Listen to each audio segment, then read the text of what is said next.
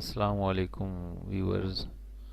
آج ہم آپ کو نئی ویڈیو میں یہ بتائیں گے کہ محرم الحرام کے مہینے میں روزہ رکھنے کی فضیلت کیا ہے اور اس کا فلسفہ کیا ہے۔ محرم کی 10ویں دن کو اصطلاح میں یوم عاشورہ کہا جاتا ہے۔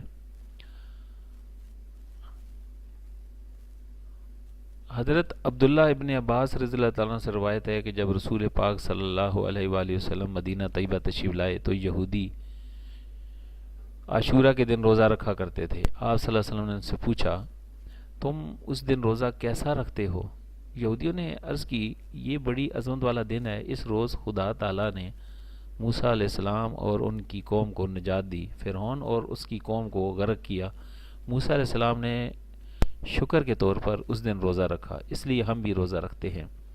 رسول پاک صلی اللہ علیہ وآلہ وسلم نے فرمایا، ہم تم سے زیادہ حضرت موسیٰ علیہ السلام کے حقدار ہیں۔ پس آپ صلی اللہ علیہ وسلم نے خود بھی روزہ رکھا اور دوسرے لوگوں کو بھی روزہ رکھنے کا حکم فرمایا۔ حضرت ابو قتادہ رضی اللہ تعالیٰ عنہ سے ایک طویل حدیث روایت میں ہے کہ رسول پاک صلی اللہ علیہ وسلم نے فرمایا، میں اللہ تعالیٰ سے امید رکھتا ہوں کہ عاشورہ کے دن کا روزہ گزشتہ 1 سال کے گناہوں کا کفارہ ہو جائے۔ اس حدیث مبارک کو صحیح مسلم نے روایت فرمایا ہے۔ حضرت عبداللہ ابن عباس رضی اللہ تعالیٰ عنہ ہی سے روایت ہے کہ جب رسول پاک صلی اللہ علیہ وسلم یوم عاشورہ کا روزہ آپ نے رکھا اور دوسروں کو بھی روزہ رکھنے کا حکم فرمایا تو عرض کیا گیا، یا رسول اللہ صلی اللہ علیہ وسلم، اس دن تو یہود و نصارہ تعظیم کرتے ہیں۔ تو آپ صلی اللہ علیہ وسلم نے فرمایا کہ اگر میں آئندہ سال زندہ رہا تو 9 تاریخ کا بھی روزہ رکھوں گا، روایت مسلم۔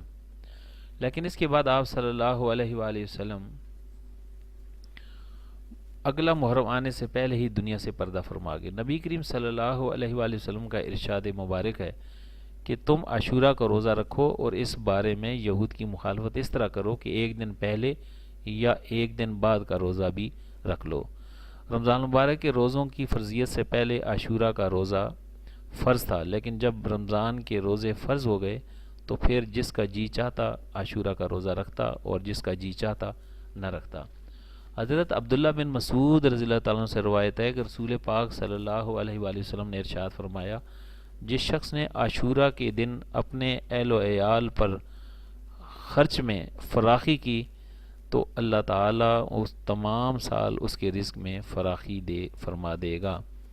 ان تمام ارشادات نبی سے معلوم ہوا کہ 10ویں محرم کا تعلق اسلامی تعلیمات سے بہت گہرا ہے اور یہ دن ہر مسلمان کے لیے حضور نبی کریم صلی اللہ علیہ وسلم کے ارشادات کے مطابق قابل احترام ہے۔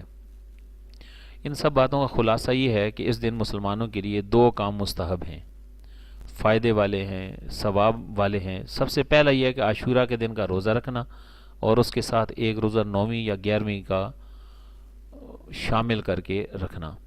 دوسرا، گھر میں روزانہ کے معمول کے مقابلے میں کھانے کے دسترخوان پر اپنی حیثیت کے مطابق کشادگی اور فراخی پیدا کرنا، اور اس سلسلے میں مذکورہ حدیث کی روح کو مد نظر رکھنا۔ اللہ تعالی ہم سب کو اعمال صالح کی توفیق عطا فرمائے۔ وما علینا الا البلاغ المبین۔